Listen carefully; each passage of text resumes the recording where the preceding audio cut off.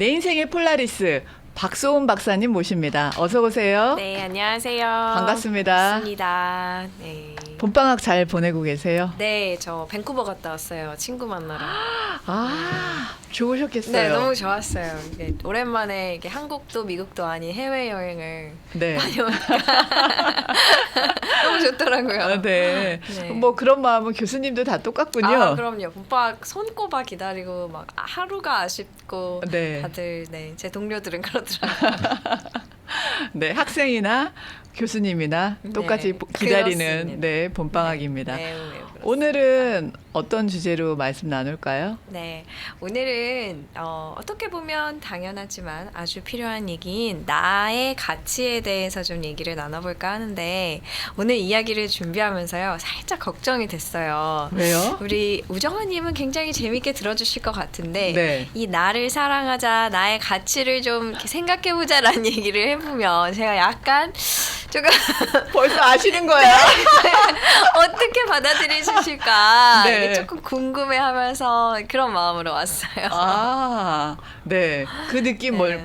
뭔지 알겠어요. 네. 네. 나를 사랑하자에 있어서 굉장히 약한 분이에요. 그 심리학 전문가 되시는 분들께서 말씀 주시는 가운데서 가장 제 피부 껍데기에조차도 접근이 안 되는 말이 그 말입니다. 네, 뭐 love yourself, 뭐 네. 그런 얘기는 저한테는 1도 공감이 안 되는. 네, 그런 반응을 좀 예상한 것 같지만 좀 어떻게 꿋꿋하게 오늘 이야기를 해볼까 하는데 그래도 그렇게 피드백을 주시면 네.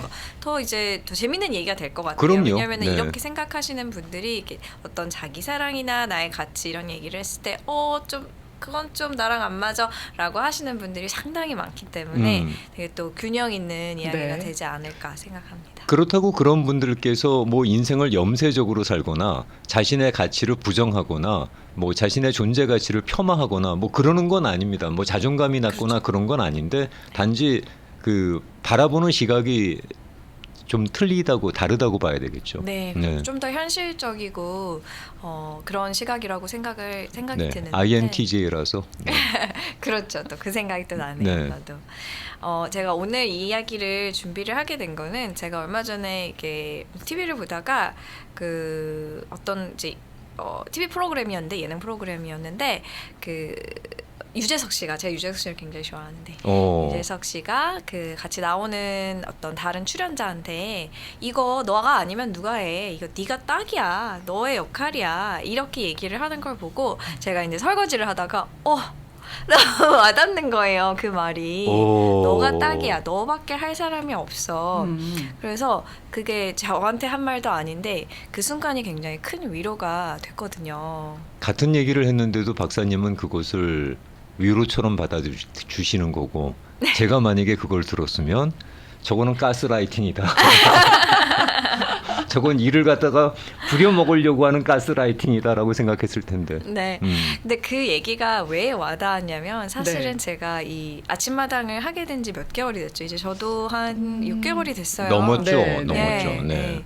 꽤 오랜 시간이 저 나름대로는 지났다고 생각을 하는데 그때 저한테 이제 처음에 연락을 주셨을 때 제가 굉장히 이걸 내가 할 수 있을까? 라는 생각을 했었거든요. 지금은 저희 최고의 선택이었다고 자부합니다. 박사님 김영준 씨가 박소은 박사님이 남긴 아마 오디오 인사 말씀을 듣고 찾았다라고 진짜 유레카를 외치셨어요. 그 오디오 뭐 단순한 문장이었을 것 같아요. 네. 본인 소개 정도 하는 오디오 메시지. 그거 어디서 들으셨어요? 쪽이 그 전문가 여러분들께서 모이신 네트워킹이 네네, 있죠. 네, 네, 맞아요. 그 어소시에이션이 있는 걸로 알고 있어요. 네. 거기를 가끔 들어가서 이제 어떤 분들께서 어떤 말씀을 주시는지 설치할 때가 있는데 거기서 박사님을 발견을 했죠. 네. 아유, 네. 네. 그 물론 다 그 기라성 같은 전문가 분들께서 거기 포진해 계시지만 제 귀에는 박사님의 소리만 제 눈에는 박사님의 프로필 사진만 보이더라고요. 네, 감사합니다. 다른 전문가 여러분은 죄송합니다. 제 눈만 그랬습니다. 네. 네, 그때 이제 연락을 주셔서 이제 참 감사하기도 했고, 그리고 저도 이제 얼마나 많은 정말 기라성 같은 전문가분들이 계신 걸 알기 때문에 굉장히 이거를 내가 할 수 있을까라는 생각 때문에 가장 많이 망설였던 것 같아요. 근데 그럴 때 이제 우리 이제 섭외를 주신 김현주님도 정말 좋은 말씀을 많이 해주셨지만 제 주변에 제가 굉장히 이제 친한 동생이 있는데. 똑같은 말을 하더라고요. 이거 언니 아니면 누가 해? 이런 얘기를 하고 야. 저도 이게 그냥 하는 말인 건 알지만 네. 야. 아니 그냥 하는 말 아니었을 거예요. 그 동생이 제대로 언니를 아는 거죠. 저는 가스라이팅이었는데. 그거에 좀 용기를 얻어가지고 제가 이제 해보기로 마음을 먹었거든요. 그래서 정말 근데 그 가스라이팅 같다는 말씀도 되게 이해는 돼요. 저도 오늘 이제 원고를 준비하면서 이 역할 아니면 누가 해 너밖에 못해라는 말이 이렇게 말만 두고 봤을 때는 맥락에 따라서는 진짜 약간 시켜먹는 그런 제가 말이. 라디오 코리아 초창기에 여기 뭐 차장 부장으로 앉아갖고 일을 한 적이 있었는데 그때 제 위에 계신 국장님이 지금도 만나는 분인데 그분이 저를 그렇게 가스라이팅을 시켰어요. 이건 네가 아니면 누가 하냐? 네. 뭐 이러는 바람에 밤새서 일을 했죠. 네. 네. 그게 그래서 그런 맥락으로도 이 말이 되게 조심스럽게 해야 되는 말이구나를 깨닫긴 했는데 그렇게 보면 참 또 말이 맥락이 참 중요한 것 같아요. 그렇죠. 듣는 사람이 어떤 마음일지. 근데 저한테는 정말 딱 필요한 말이었던 것 같아요. 그 이제 아까 예를 들었던 뭐 유재석 씨의 얘기도 그렇고 또 이렇게 앞집마당에 이렇게 함께 조인하게 되는 네. 그 계기도 그렇고 어떤 내가 할 수 있겠구나, 내가 할 수 있는 일이구나 이거 이렇게 용기를 얻게 되는 좀 계기가 됐던 말들이었던 것 같아요. 그래서 그런 말이 참 중요한데 우리가 스스로한테 그런 말들을 잘 하지 못하고 지나가는 일이 좀 많지 않았나라는 생각이 들어서 오늘 얘기를 좀 준비를 해봤습니다. 이 본인의 가치를 자기가 분명히 알고 있다는 거는 상당한 자기 성찰이 필요할 것 같은데요. 네. 자신의 가치를 스스로 모르거나 또는 모르는 사람보다는 오히려 그 오버밸류로 생각하는 사람들이 더 많을 것 같은데. 네. 사실 근데 오버밸류, 그러니까 뭔가 내가 그 이제 약간 오바해서 나의 가치를 과장해서 생각하는 거의 이면에는 항상 언제나 빈 껍데기 같은 스스로에 대한 사랑이 있기 때문에 뭔가 빈 껍데기 같은 그런 오바스러움이 있기 때문에 더 그게 과장이 되는 경우가 더 많고 그래서 진짜 그 말씀하신 대로 자기의 가치를 느끼는 거는 굉장히 어려운 일인 것 같아요. 보이는 게 아니잖아요. 네. 뭐 숫자로 뭐 나는 80만큼 느껴, 50만큼 느껴라고 하기도 참 어려운 일이고 그래서 가치를 느끼는 게 어려운 일은 맞는 것 같아요. 제가 그 인사관리법에서 잠깐 봤던 내용인데 독일에서 사람을 쓸 때는 4가지 유형을 본다 그럽니다. 네. 그런데 그 중에서 그 사람들이 제일 잘 갖다 쓰는 사람의 유형이 자신감은 없어, 의욕은 없어. 근데 실력은 있어.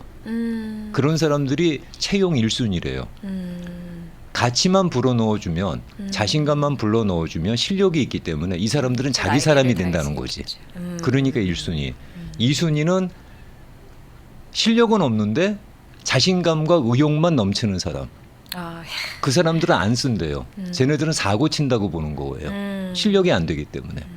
능력도 안 되는데 자기가 할 수 있습니다. 저한테 맡겨주십시오. 이러면 사고 친다는 거죠. 네. 그게 자기 가치에 대한 가장 객관적인 기준이 아닐까라고 저는 생각이 드는데 내가 아무리 내 가치를 사랑하고 러브 마이셀프라고 하지만 나의 실력이 그렇죠. 그게 어느 정도 받쳐줄 때 러브고 자기 가치에 대한 뭐 증명이지 그게 안 되면 그건 오버밸류고 자기 합리화하고 자기 최면이고 정신 승리가 아닐까 저는 그렇게 생각. 자기 합리화. 네, 맞아요. 그래서 그 현실적으로 자신을 사랑하는 거는 굉장히 중요한 것 같고 무조건적으로 덮어놓고 내가 최고야라는 것보다 이제 나의 실수를 성장으로 이렇게 이끌어 줄 수 있는 그런 현실에 바탕을 둔 자기 사랑, 자기 가치감이 굉장히 중요한데 이제 그렇게 그 균형을 맞추는 게 참 어려운 것 같아요. 네. 어떻게 하면 제가 제 가치를 갖다가 객관적으로 제3자의 입장에서 냉정하게 그런 어떤 껍데기를 이렇게 오버밸류해서 씌우는 거 없이 냉정하게 판단할 수 있을까요? 네, 네.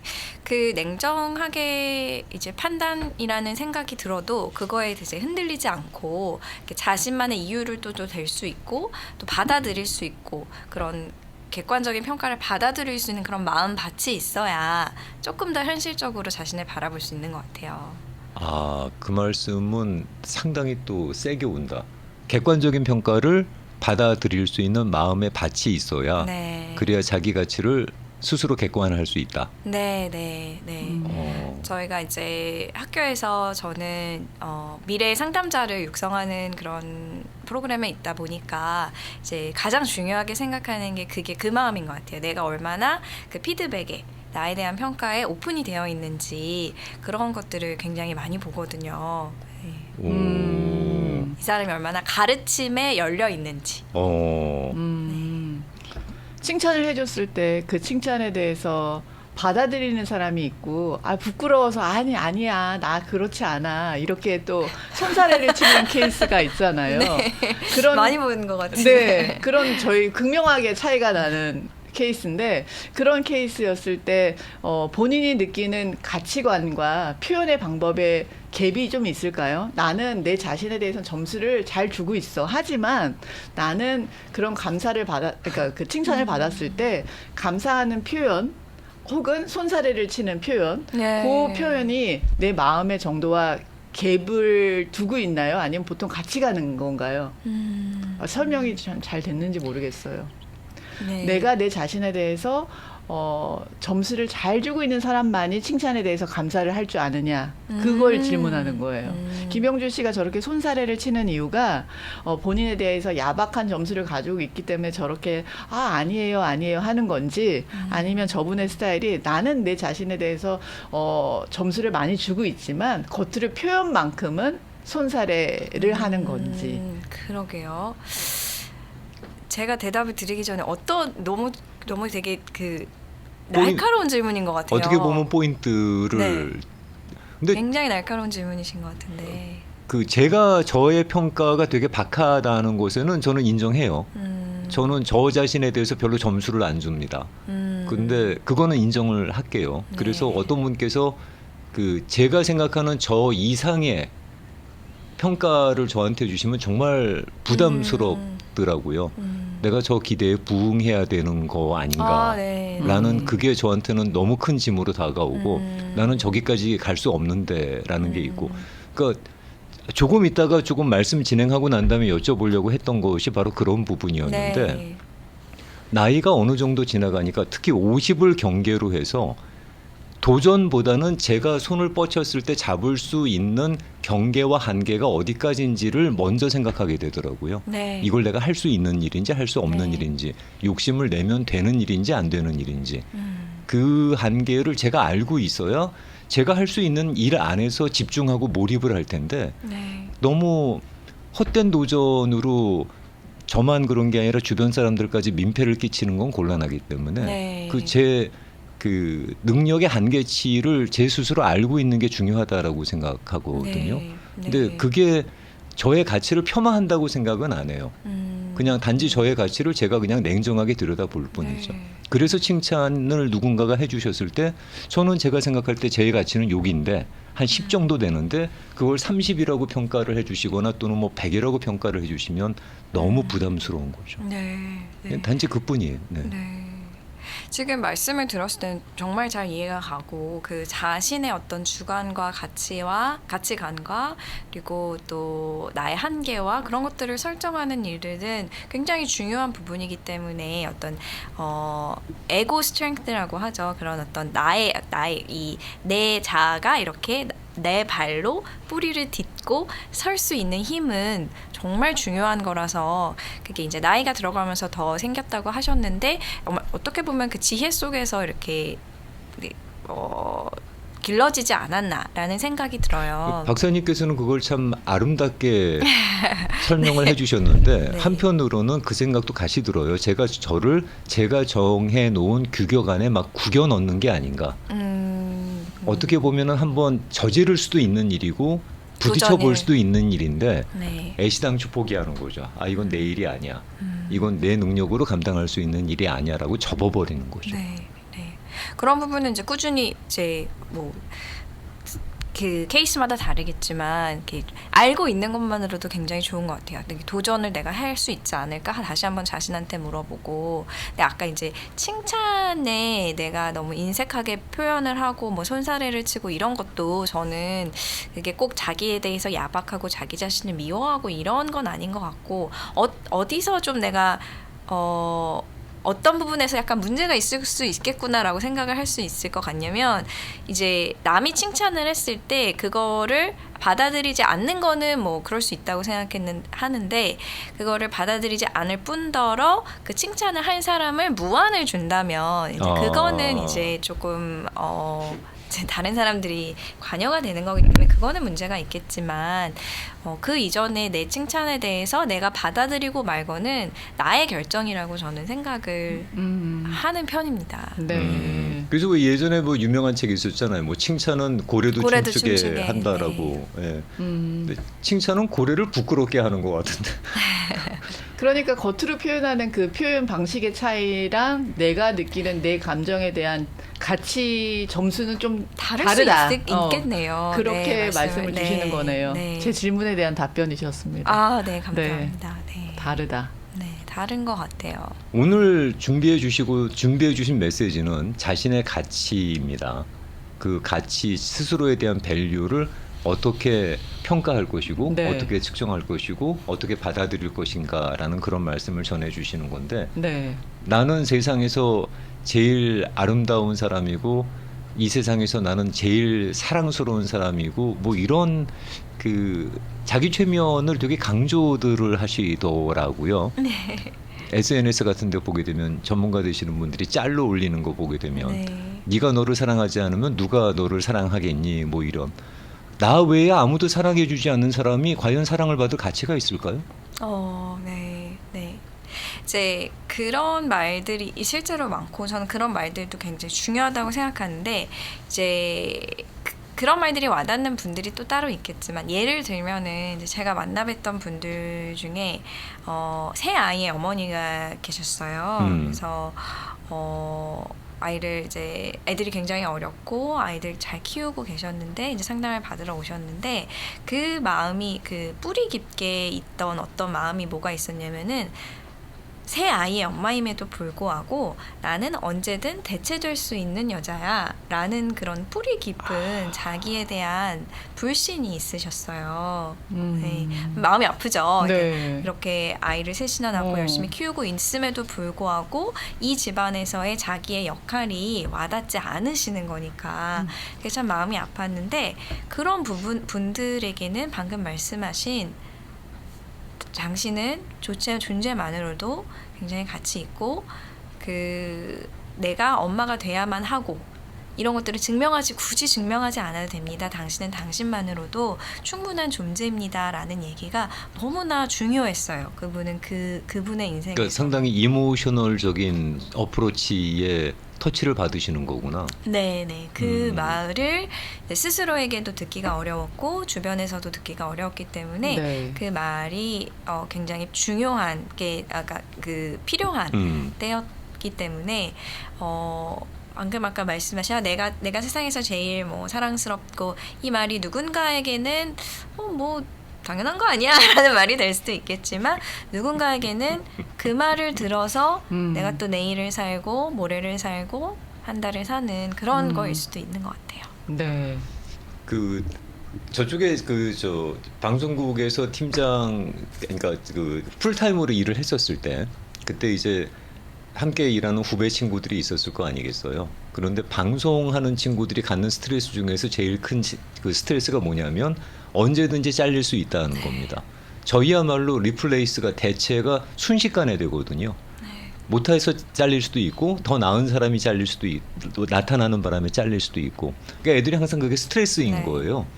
그럴 때 두 가지 유형으로 그 친구들한테 어드바이스를 주는 경우가 있는데 한 가지는 아유 그럴 일 없다. 우리는 We are family다. 우리가 다 같이 열심히 하게 되면 네. 우리 다 서로 빛날 수 있고 오래 갈 수 있다. 라고 얘기해 주시는 분이 계시는데 저는 어떻게 얘기하냐면 그게 우리의 숙명이다. 리플레이스 되는 건 잘리고 교체되는 거는 그건 우리의 숙명이다. 받아들여라. 네. 하지만 네가 그거를 피해갈 수 있는 방법은 네가 네 목숨을 연장할 수 있는 네 나름의 방법을 찾는 거다. 그러면 오래 가는 거고 아니면은 그냥 그렇게 리플레이스 되는 게 어쩌라고. 개편할 때마다 사람은 바뀌는데. 네. 네.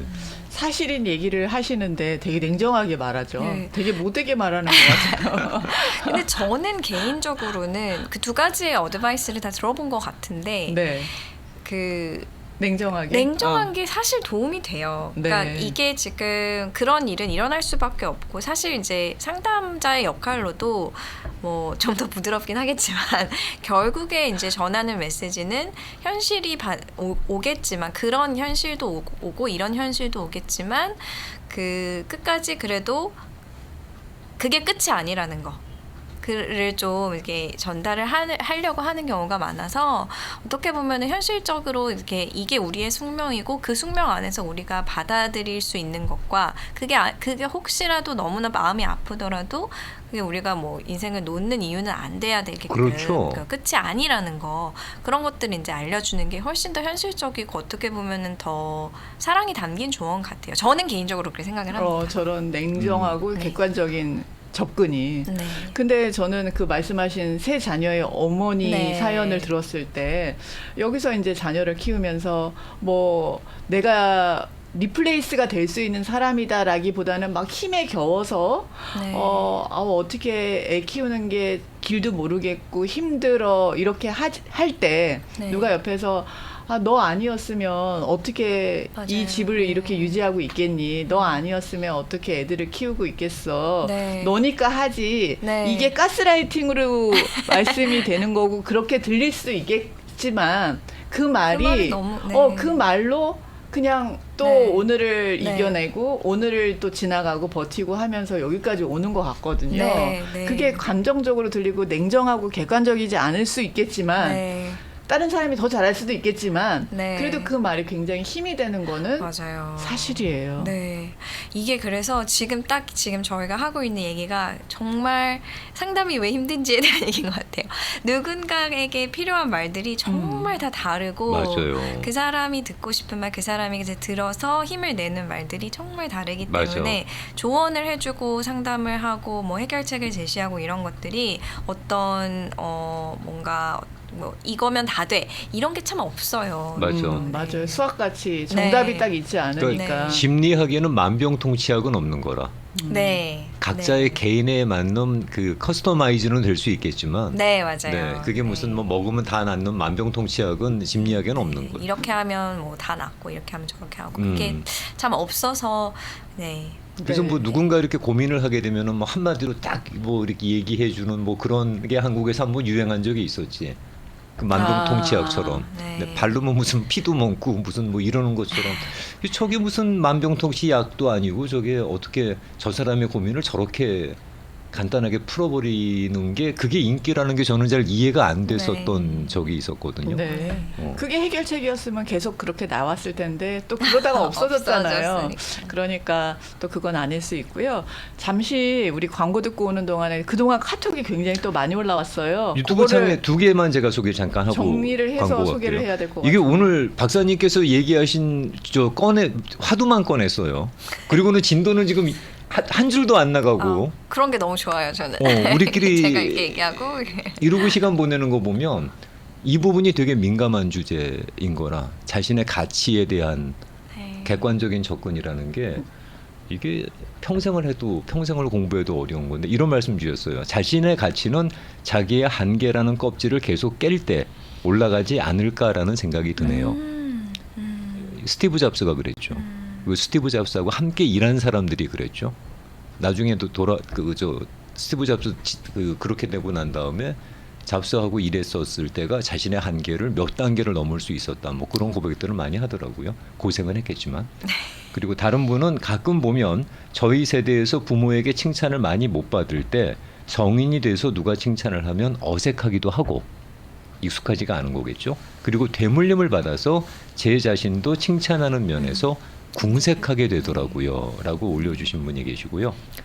자존감 높은 나 자신을 사랑하는 사람의 의미가 모든 게 잘나고 완벽해서 잘난 척 과시하는 사람이 아니라 자신이 완벽하지 않고 그럼에도 불구하고 있는 그대로 내 자신을 사랑하는 사람인 것 같습니다. 네, 네, 멋있는 말입니다.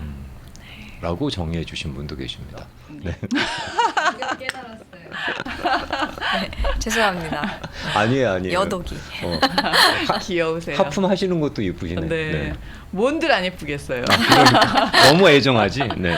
네, 몇 가지만 소개하겠습니다. 참 이 시간은 카톡이 바빠서 제가 어떤 순서로 읽으면 이게 좀 듣는 분들이 와닿으실까 순서를 찾다가 더 놓치는 경우가 많아서 진짜 아까운데요. 그래도 몇 가지만 소개를 해드리면 중간에 이제 말씀하신 거에 대해서 얘기를 주신 것 같아요. 네네네. 모든 현실은 과거에 내가 준비해 놓은 것입니다. 가치 중에서 이야. 그런 얘기를 해주셨어요. 근데 또 이거에 맞게끔 대꾸가 온 것 같은 마치 그런 다른 분의 카톡은 사람들은 가치보다 가격에 더 주목한다. 하지만 가격은 당신이 지불하는 것이고 가치는 당신이 얻는 것이다. 또 이런 글을 대꾸처럼 써주셔서 또 맞춰서 소개를 하고 싶었고요. 그리고 김영준 씨가 앞서서 저희 두 사람에 대한 얘기를 또 잠깐 했잖아요. 네. 김영준 씨는 모든 부분이 가치가 높고 좋습니다. 그런데 표현만 좁게라고 하셨어요. 좁게. 자신 속의 내용과 다르게 의리적인 표현으로 변형되는 것 같습니다. 그러다 보니까 약간 네거티브처럼 들리고 보입니다. 하지만 우정아 씨는 그 반대라고 그래서 아침마당에 존재 가치가 있습니다. 라고 하셨어요. 또 한 분은 가치를 꼭 능력과 사용 여부를 재는 도구로 생각하면 슬픕니다. 제가 김영준 씨를 좋아하는 이유는 형준 씨의 능력과 사용 여부 때문이 아닙니다. 개인적으로는 잘 모르겠지만 김영준 씨를 라디오에서만 듣는 김영준 씨의 얘기만 들어만 봐도 설사 아픈 이야기, 심통스러운 이야기라도 정서적으로 공감되기 때문입니다. 자신의 가치를 능력과 연결해서 생각하지 말고 한 걸음 더 나아가서 좀 더 깊은 공감을 주는 그런 건 어떨까요? 그러면 좋겠습니다. 능력만 보고 만난 사람은 진정한 친구, 동반자가 될 수 있을까요? 라고 하셨어요. 그리고 김영준 씨가 한계를 넘어서야 수많은 청취자가 같이 넘어갑니다.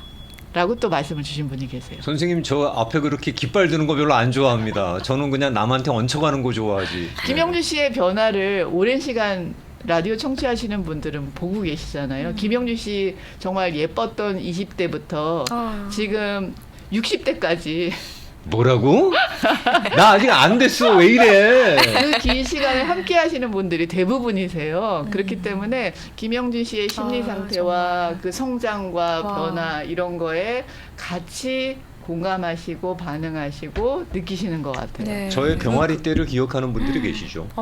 네. 저는 이런 말 들으면 되게 울컥할 것 같은데 어떠세요? 울컥하죠. 애정이 뚝뚝 떨어지는 그런 말씀이세요. 정말 한 단어 한 네. 문장 쫓게라는 그 선정까지. 네. 근데 헤아려 주시는구나라는 생각이 들었네요. 헤아려 주시는구나. 굳이 뭐 보여드리지 않아도 설명하지 그러니까요. 않아도 그냥 다 헤아려 주시는구나. 헤아려 주시는. 우리 형님이나 우리 엄마처럼 다 헤아려 주시는구나 싶어서 자꾸 이렇게 헤아려 주시면 버릇 나빠집니다. 네, 버릇 나빠지니까 이럴 때는 그냥 또 어떨 때는 그냥 세게 야단쳐 주셔야 제가 가끔씩 정신 차립니다. 진도를 다 뽑고 있지는 못하지만 그래도 이 가치에 대한 네. 주제를 저희가 오늘 뽑아오신 네. 근본적인 이유는 뭘까요? 그 네. 말씀이 뭐 귀에 탁 걸렸다라고는 하셨지만 네, 우리가 네. 이 가치에 대해서 생각해 봐야 되는 이유는 어디에서 찾을 수 있을까요? 가장 중요한 시간입니다. 박사님의 메시지. 네. 저는 오늘 얘기를 통해서 사실은 나의 가치를 내가 스스로 아는 것도 중요하지만 지금 내 옆에서 묵묵히 자신의 역할을 다하고 있는 뭐 엄마가 됐든 딸이 됐든 아빠가 됐든 뭐 아내가 됐든 뭐 할아버지가 됐든 할머니가 됐든 묵묵히 자기신의 역할을 다하고 있는 사람들을 좀 고맙다고 해주자. 나의 가치도 중요하지만 나와 똑같이 내 옆 사람의 가치도 중요하다라는 얘기를 좀 드리고 싶었어요. 오, 120% 공감. 오. 네. 뭐 네. 내 가치만 어떻게 내 가치야. 네. 네. 결국에는 그게 제일 중요한 것 같아요. 그게 다른 사람의 가치를 알 때에 자신의 가치도 같이 높아지는 거니까. 맞아. 네. 아, 나 저래서 박사님 사랑해. 네. 뭐 네. 허구한들 뭐 그냥 너의 가치를 존중하라, 뭐 러브 요셀프 이러니까 너무 막연하잖아. 네. 네. 그래서 그 다른 사람의 가치, 지금 그냥 내 옆에 있는 사람의 가치도 나와 똑같이 좀 느껴보는 그런 시간이 됐으면 좋겠어요. 근데 그런 가치에 대해서 관심을 갖고 있는 사람만이 상대방의 가치를 알아볼 수 그렇죠. 있는 거 아닙니까? 네, 네. 그래서 자기 가치부터 먼저 출발을 하고 그 다음에 주변을 둘러보면 또 그 사람들이 또 새롭게 보일 수가 있어요. 그래서 좀 이제 자기 가치, 나의 가치부터 이야기를 좀 드린 것 같아요. 네. 아침마당에 존재 가치라는 표현을 해주신 것이 저는 지금도 귀에 정말 깊숙이 꽂혀갖고는 이게 안 흘러가요. 아침마당의 존재 가치를 그렇게 정의해 주시는 분 너무 정확히 알고 계시는구나. 제가 우정아 씨를 저랑 같이 방송을 해보시겠어라고 초대했을 때 제가 저분의 가치를 네. 눈치를 챘거든. 저 사람하고 함께 가면 앞으로 10년은 얹혀갈 수 있겠다. 아, 그렇게 가시고 계시잖아요. 아이, 그거는 진짜 잘 포장해서 얘기해 주시는 거고요. 아마 뭔지 모르고 그냥 저를 만났을 거예요. 제가 어떤 인물일 거다, 성격일 거다 모르고 만났을 것 같은데 잘 맞춰주신 것 같아요. 김영준 씨는 제가 봤을 때 어떤 파트너를 만나서 이 자리에 앉혀놨어도 잘 맞춰서 그분이랑 굴러가셨을 것 같다는 생각이 들었어요. 손사래를 한 10번 치셨어요. 제가 이게 칭찬에 익숙하지 않은 손사래가 아니고요. 그냥 분명한 현실, 냉정한 현실이 그게 아닙니다라는 거예요. 네, 저는 그 가치를 받고 그리고 그 가치가 증명이 되는 것 같아서 너무 즐겁고요. 네. 너무 행복하고 네. 앞으로 그 아침마당의 존재 가치가 손상되지 않고 그 본질이 손상되지 않고 갈 수 있는 만큼 가는 것이 저의 꿈입니다. 오늘 교수님께서 말씀해주신 박사님께서 말씀해주신 그 메시지에 딱 부합되는 반응이 나왔어요. 김영준 씨가. 네, 이야. 주변의 가치에 대해서 감사하는 그런 게 메시지라고 하셨는데 본인의 가치 플러스 주변의 가치에 네. 대해서 감사하자. 오늘 브라보입니다. 네. 브라보 형준아. 멋지다. 이거 뭔지 몰라요. 이 드라마 안 어떡해. 봐서.